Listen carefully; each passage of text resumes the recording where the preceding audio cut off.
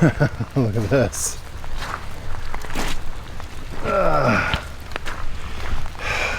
Not having fun. Not today. Not today, Darren says. Yuck. Darren with Confident Home Solutions, licensed general contractor, builder, remodeler in North Carolina. Getting rained out. Yuck. Sirens in the background. Yeah.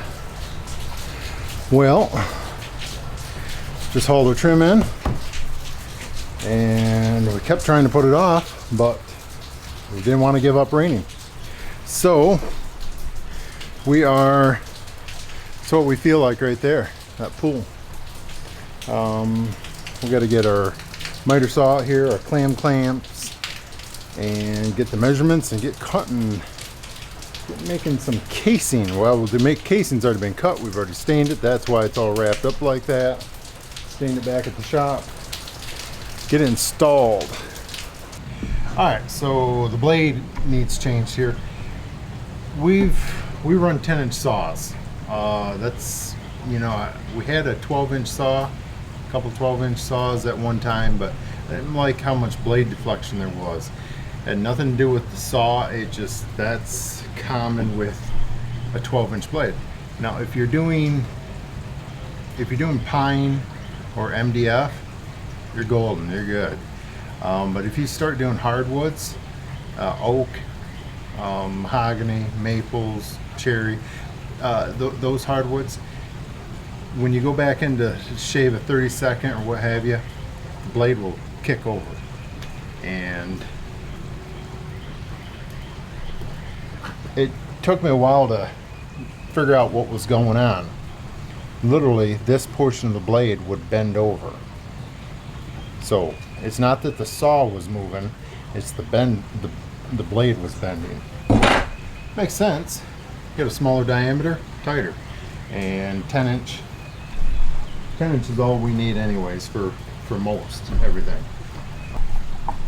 A couple things I wanted to talk about. A lot of people don't necessarily know what they need for a saw blade, and this right here, we're gonna be cutting some mahogany here. This would be the bare minimum. It's a 60 tooth. These are good blades.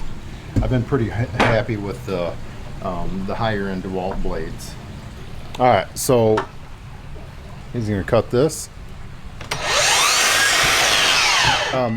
Anytime that we are remodeling, or especially if we have a lot of window replacement stores and we're building the casings out here, we actually, well, what Harley's doing, what I will do is I will go in there and measure the casing frame, the frame of the window, and I add if I got a 1/4 inch reveal, I add a 1/2 inch to the length, and we cut these right here to the length, and we will just put it up there, do our marks, and that way we're not using a tape measure after that. So we're going to show you exactly how we're doing that. So you see the casing?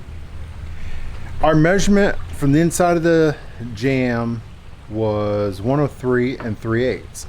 1/4 plus 1/4 is inch and 103 7/8.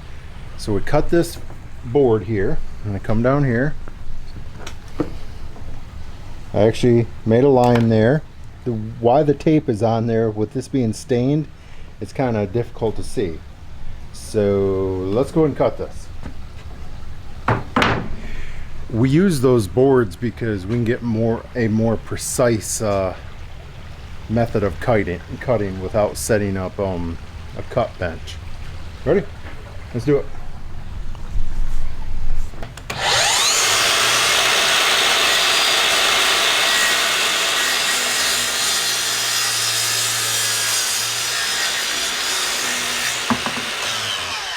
So here's the deal. Most of the time we have extra. I didn't give us any extra apparently. Like literally. It's a good thing they sent a piece that is a foot longer, because I think that's going to save us. Alright, let's throw our piece up there.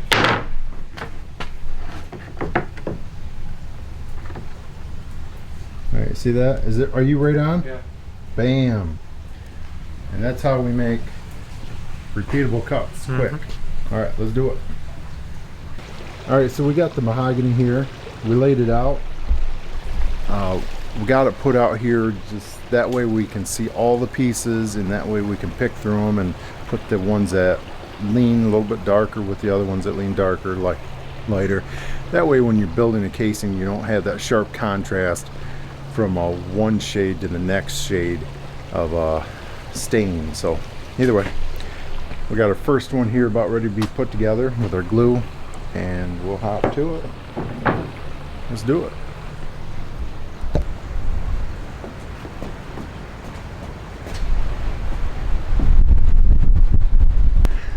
And that's not even the big one.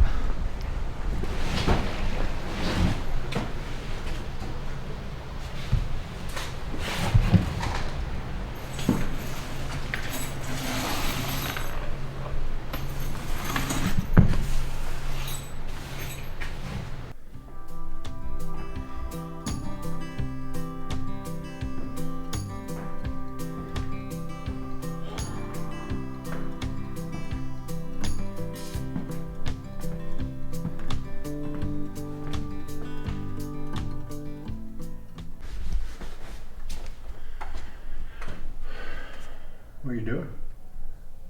Putting crayon in the nail holes. Still plays with crayons. Well,